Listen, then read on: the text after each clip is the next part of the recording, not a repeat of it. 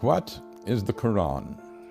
It is a set of 7th century revelations from God made to Muhammad in 2 cities, Mecca and Medina, in what is now Saudi Arabia. It heralds the truth that there is only one God, not the many gods still being worshipped in ancient Arabia. Of course, this was not the earliest revelation that there is only one God.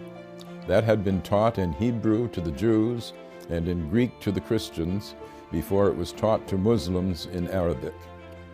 These 3 sets of revelation set apart the people of the book, each with their own special covenant from the same God. There is only one. We believers in one God are on the same team, as it were, and should protect one another's places of worship, listed in the Quran as monasteries, churches, synagogues, and mosques, where God's name is much invoked.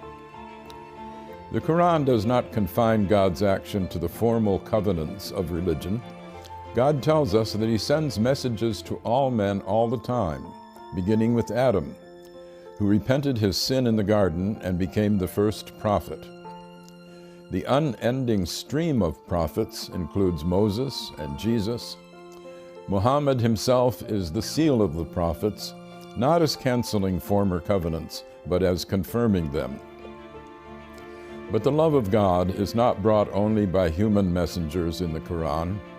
Creation itself is a set of messages from God, which speak a divine code that we are told to decipher. God's intent can be seen in the beauty and power of the universe. Moses does not speak alone on the mountain speaks with him. Birds speak to Solomon. The world is constantly signaling to us, bringing us insights into the beauty and power of its maker.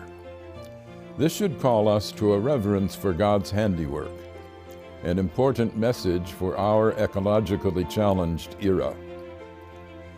The Quran has more of poetry in it than of legislation. It sets ethical norms while stressing the need for mercy in our dealings with God's fellow creatures. Force is allowed only for self-defense and never as a way of spreading religion. Commercial dealings with fellow Muslims or with non-Muslims should be meticulously fair and never extortionate. The relations of the sexes were still polygamous in the 7th century, as among the ancient Hebrews and the original Mormons, but women are to be honored.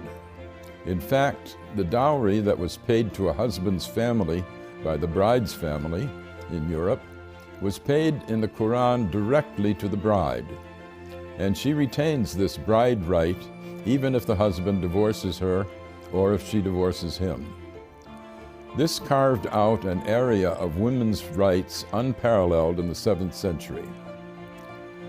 The Quran is a book of many levels and great depths.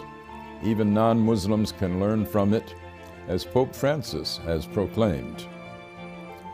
I am Gary Wills for the Amir Stein Center.